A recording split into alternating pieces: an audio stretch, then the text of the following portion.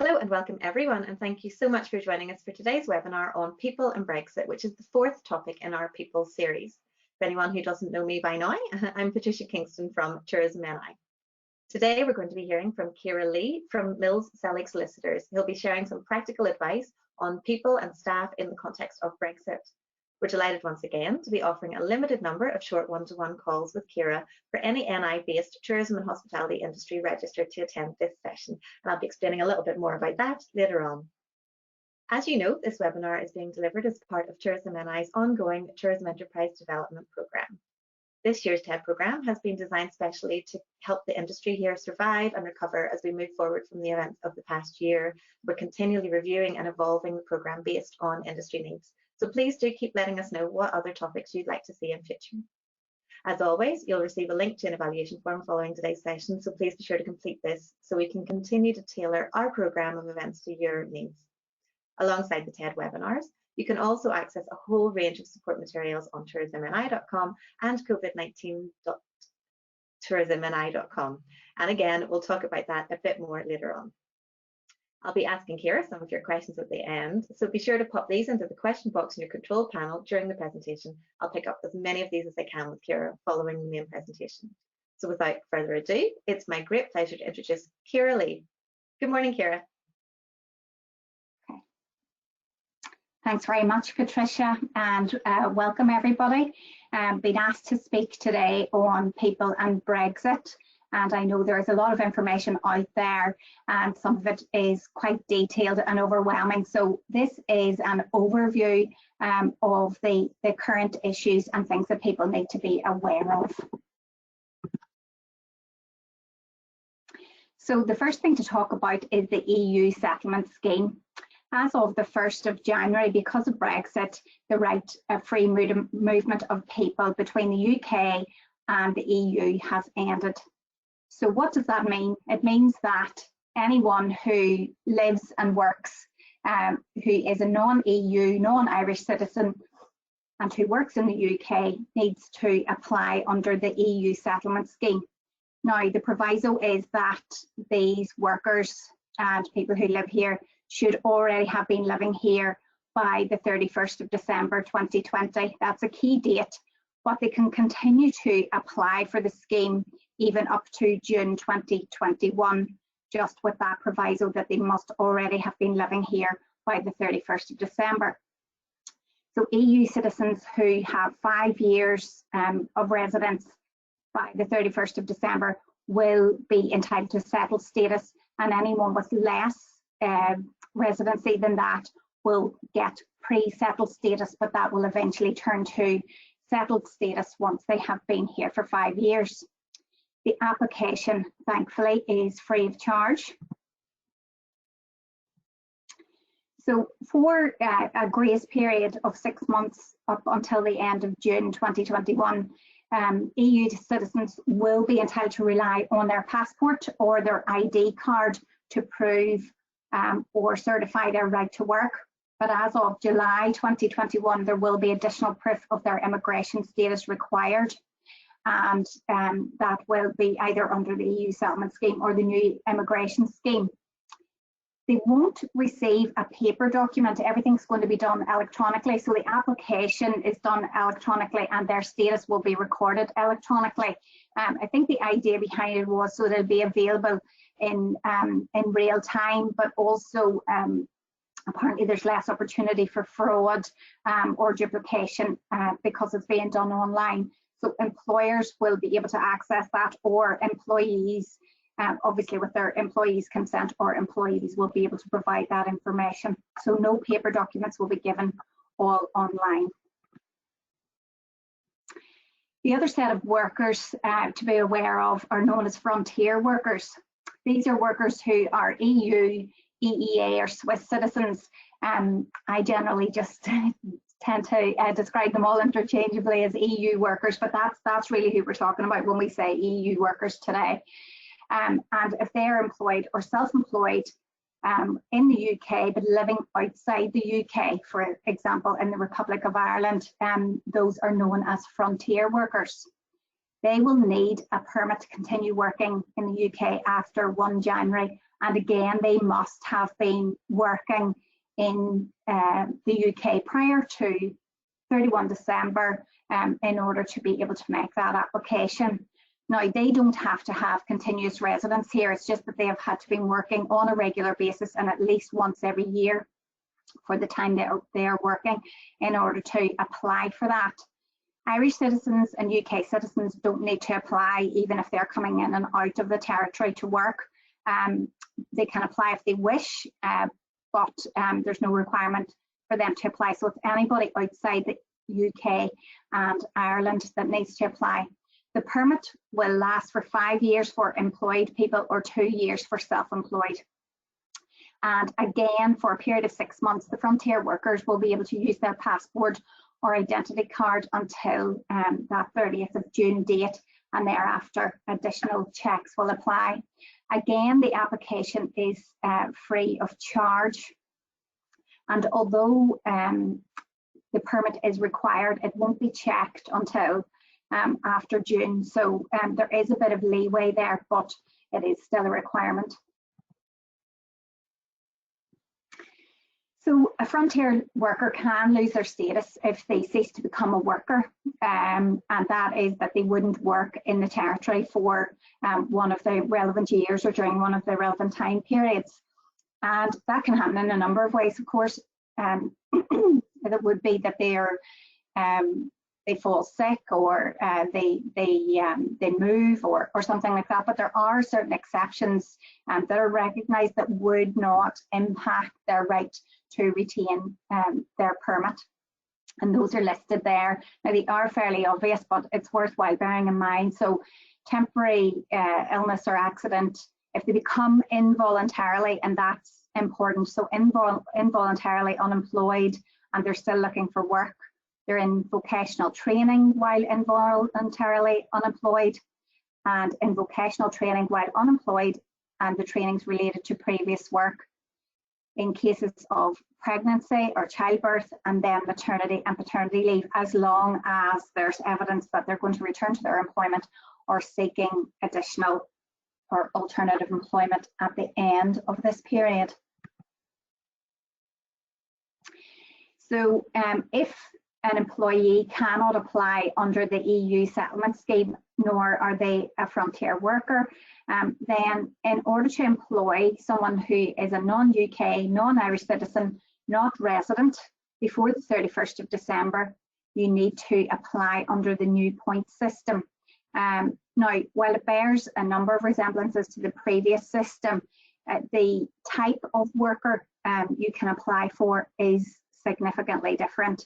It has been well publicised, but when you run through the scheme online, it is very clear that it is aimed at what are described as skilled workers.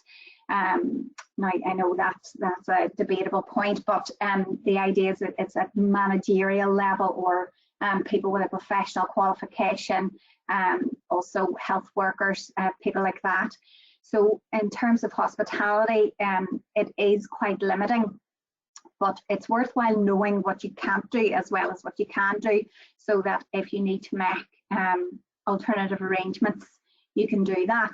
So as I say, you have to apply under this point system. The first thing to do is to register as a sponsor.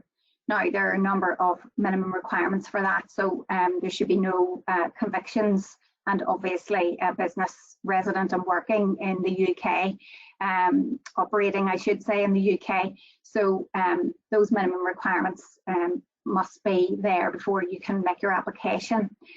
It takes about 8 weeks or more, so if you did need anyone in a hurry, you should build that into any application. The application fees for small business are £548 initial application fee, and then £1,000 per year per worker. So it is, you know, an additional expense over and above your normal employee salary. In terms of definition of a small business for this purpose, it is a business with less than 10.2 million turnover and 50 employees. So it will cover a large number of employers in Northern Ireland.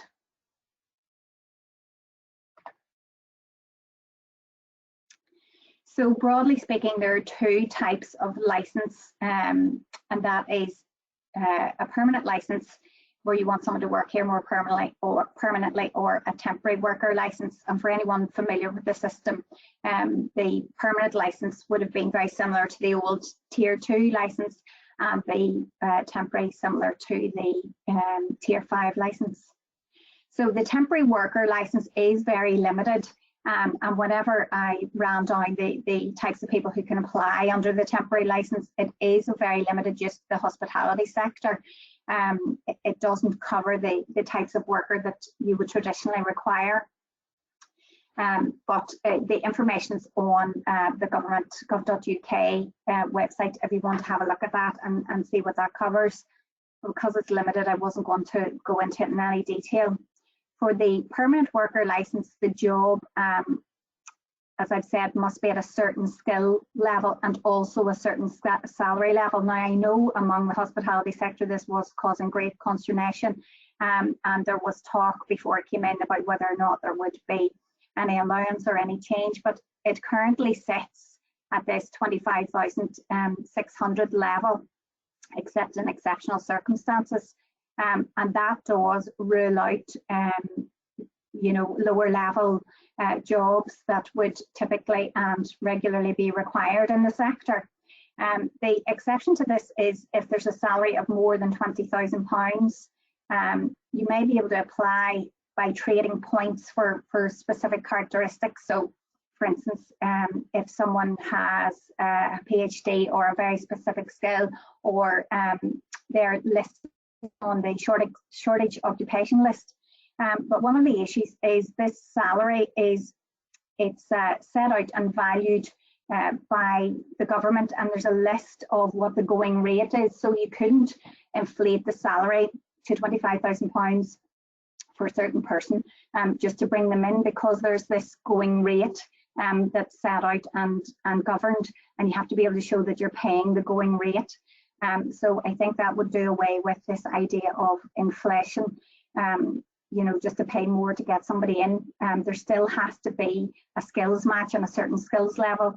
And when you run down the skills, it really is managerial jobs that are involved. There is a wide range of jobs, but they definitely are people with third level education and, as I say, profession or this managerial style jobs, so they are limited. Now, in order to be successful, the applicant must obtain 70 points, and again on the website there are some good tables setting out the types of things that points will be granted for. So perhaps the person can speak fluent English, that would gain points. Other qualifications would gain points, but 70 is definitely quite a high bar for the person to be accepted. So there are other routes available, and it definitely is worth taking a look at them, but the other routes are subject to additional considerations and conditions. So if you look at a few of those there, global talent, an intra-company transfer, graduate workers, seasonal workers, but that's limited to farm work, the horticultural sector it's described as, and then the youth mobility scheme, which sounds good, but people can only stay for up to 2 years, and anyone applying under it needs to have a certain amount of money in their bank account, which might not always suit younger workers. The other types of conditions are limits on how long people can stay. So some of them are limited to 12 months, graduates 2 years or 3 years, depending on their level of qualification. And so some of the global talent need also be endorsed by a certain sector. So you know, in the arts sector, there'll be a body that needs to endorse them, the same for sports, the same for science. So again, there are quite a few hoops to jump through there.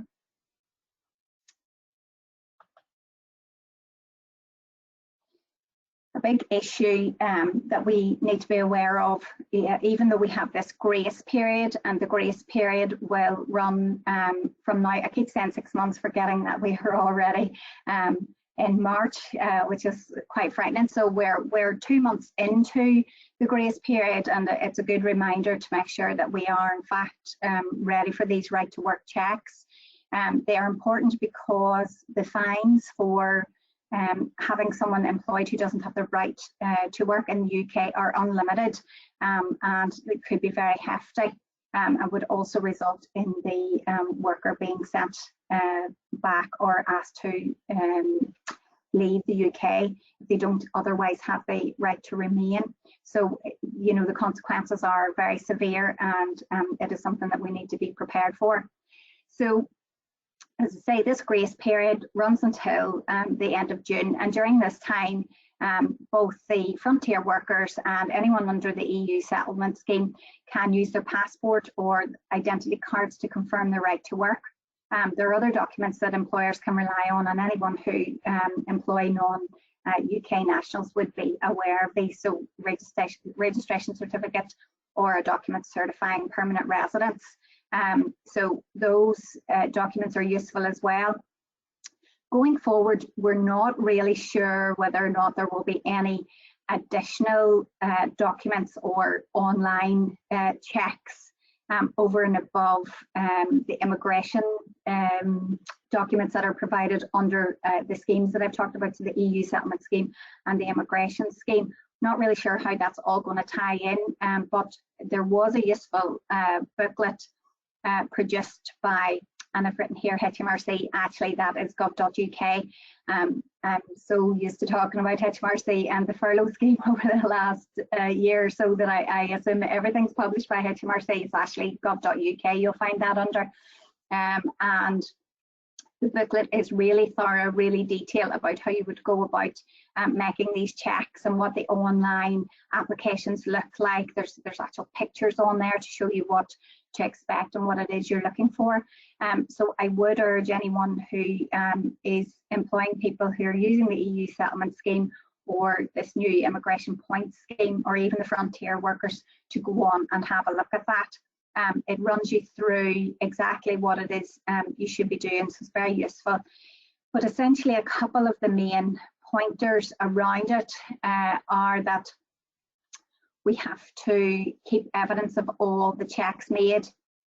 So that is going to be slightly different than it was before, because we were used to getting photocopies of passports and those other certificates and keeping copies of those, whereas now everything's online. So we'd have to show, I suppose we could still go on and download or copy what's there, screenshot, or however we're going to practically do that. But it is very important, even if we don't do that, we show the date of the check. Now, there is no requirement if you have already checked someone's details prior to 31 December and their right to work here, then you know there's no requirement to backdate that. But I would suggest that it is a good idea to keep an eye on these things regularly, and also if you're issuing new contracts of employment, to have there's a few clauses that can go in there about you know, the obligation to provide the documents when requested, the obligation for the employee to provide updates if there's any change, and then the right to regularly check these documents, and also make sure that you show the employment is conditional upon that, and it's a good idea to start getting your contracts in order to make sure that they contain that, and also any letters of offer. It's a good idea to check that those offers are subject to someone being able to confirm their right to work.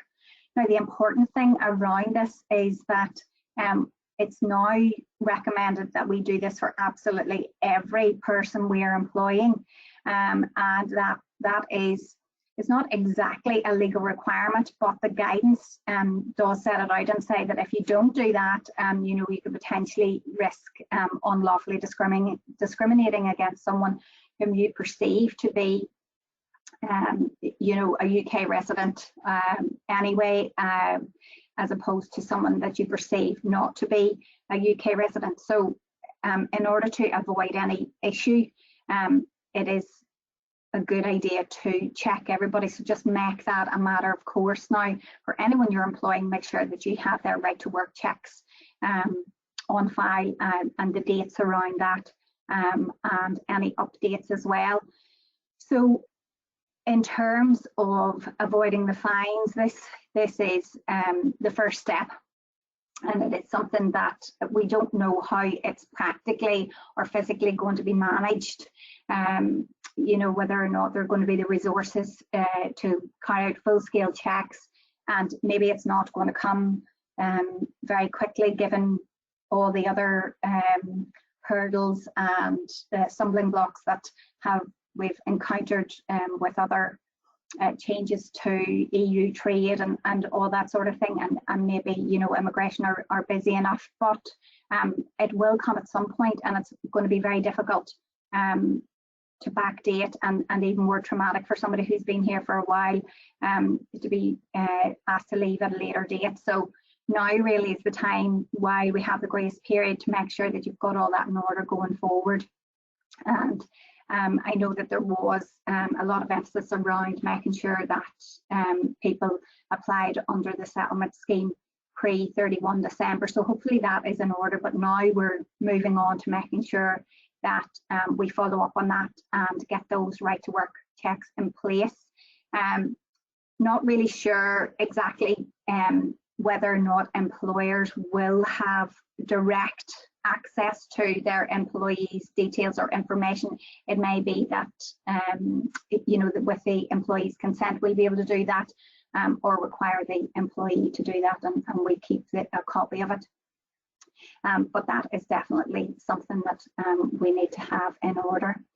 Now, there was talk that there would be further guidance around the end of the grace period, but where we've been so far is the guidance comes quite late in the day.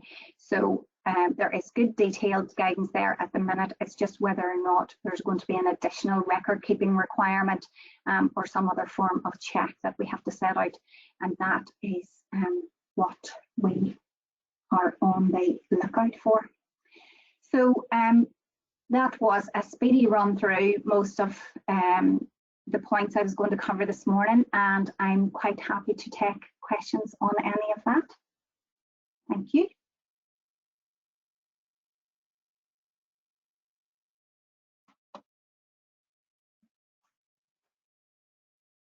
Thank you so much, Kiera. Lots and lots of really information there to take in, and I'm sure lots of people will want to review that again and maybe kind of watch at their leisure and pause and have a think about some of that so they can review it. So just a reminder to everyone joining us today, as always, we'll be sharing a recording of the session with you all, and you can view that again at your leisure. I'll also be sharing some of your questions with Kiera very shortly. So if you're online here this morning and you have any questions you haven't shared in the chat just yet, feel free to enter them now in your control panel. There's just a little question section there, and we'll get through a few of those then this morning. Just before we get stuck into the questions, I'm going to do a couple of very quick polls just to get a feel for how you find today's session so far. So the first question should pop up on your screen just in a moment now, and it's how would you rate today's session in terms of content and relevance to your business? So that's on a scale of 1 to 5, with 1 being not relevant at all and 5 being very relevant and really exactly what you were looking for today. I'll just give you a second to complete that. That's great. And the second poll is simply, would you plan to take any action within your business as a direct result of what you've heard from Kiera today? So that's an easy one, just a quick yes or no. As always, we'll be issuing a short survey via email after the session. So if you do have any feedback from today or anything else that you'd like to see from us as part of the TED program, then do let us know. So that's your opportunity to do that. And now it's my great pleasure to welcome back Kiera Lee for our Q&A session. Hi, Kiera. Thank you so much for that. Hi, no problem at all. My pleasure. Lots to think about. We'll just get stuck straight into the questions here. We have a question that was actually submitted at registration stage from one of our delegates today, who were wondering about employment of staff from Republic of Ireland, either on a full or part-time basis. So what are the implications for that? We know a lot of people cross the border for work. Yeah, so the position is that there is no special permit required for anyone who is resident in ROI. So it is quite simple, not much has changed there. But I would say the same with any employee, that you still carry out the right to work check, and that they are in fact a resident of ROI, and that they have the right to work. So no additional requirements, but just go back to those basic principles of making sure they have the right to work. So luckily that one is not problematic. Thank goodness. No, that's good. That's great news. And I'm sure a lot of industry will be really happy to hear that. Can you tell us, Kiera, how often you should carry out immigration checks? Yeah, so obviously at the start of the employment, before you employ someone, you can make your offer subject to their right to work. So you should always carry out those checks at the beginning. We're in an unusual set of circumstances now where there has been a bit of a change, as discussed. So it might be a good idea to update your checks at this stage. But after that, as long as your contract requires the employee to keep you up to date, then there shouldn't be too much of a worry of, an annual check. But it isn't a bad idea from time to time to audit your information and make sure that it is kept up to date, and hope that if there are any changes, that will flush them out. Even if your employees are required to keep you up to date, they may forget about it, or they may not do so, or they may be reluctant if there's some negative change. So if you're regularly updating this information, then that should flush out any issues. So annually is maybe a good idea, but it shouldn't be too onerous. If it's no change, you could literally just ask, is there any change? And if the answer is no, then record that. So it shouldn't be a big deal, but it probably is a good idea to do it regularly enough.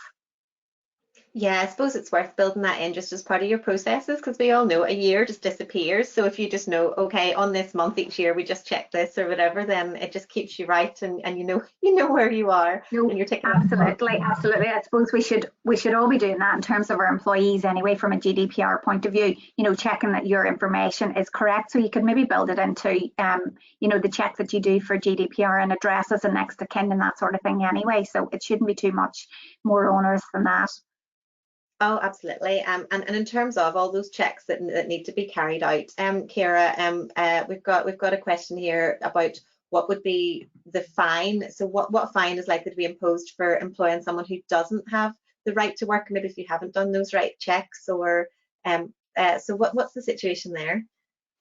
Yeah, well, not to scare anybody, but the fines are unlimited, and in fact, at its most serious level, you could be imprisoned.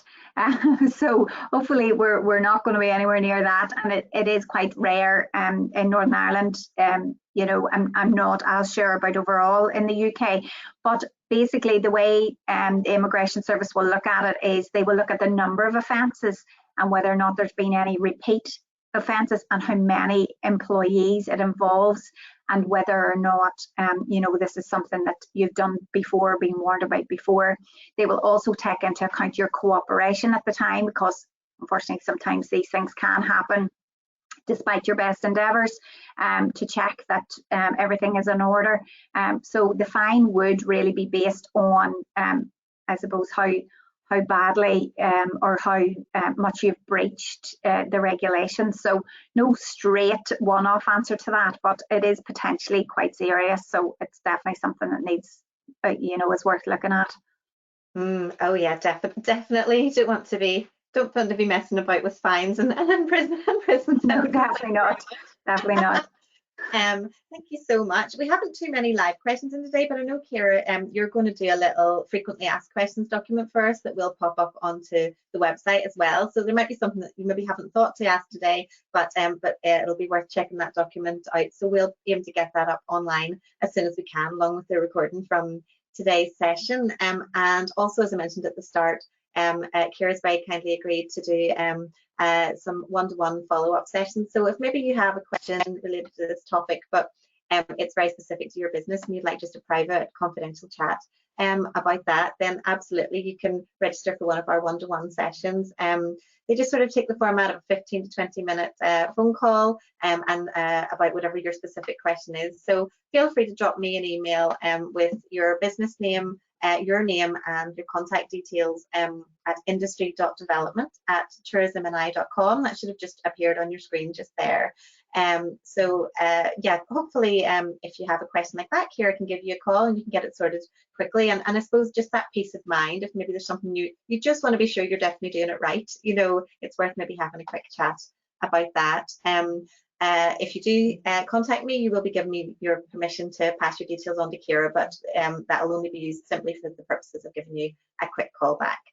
Also, just a reminder, if you head to covid19.tourismni.com and head to our support centre, you'll find recordings from all of our previous tab webinars to date available to watch again on the previous webinars tab, and that's where the recording from today will appear. It should be by the beginning of next week, all being well.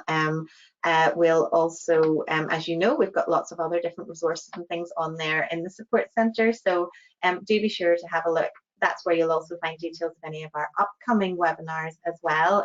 We're updating those regularly. We're hoping in the next week or so to be releasing some new dates about getting ready for reopening as well, in the light of some of the new announcements that have come out. So just keep an eye on that website regularly. It's covid19.tourismni.com, and lots of useful things on there. So I've just had a wee quick check there, Kiera, and no other last minute questions have come through. So a nice succinct one there this morning, but I think lots of really useful information. So thank you so much. Hopefully see you again, and thank you to everyone that's joined us today, and hope to see you all again at some of our future sessions soon. Thank you so much. Thanks, Kiera. Thank you.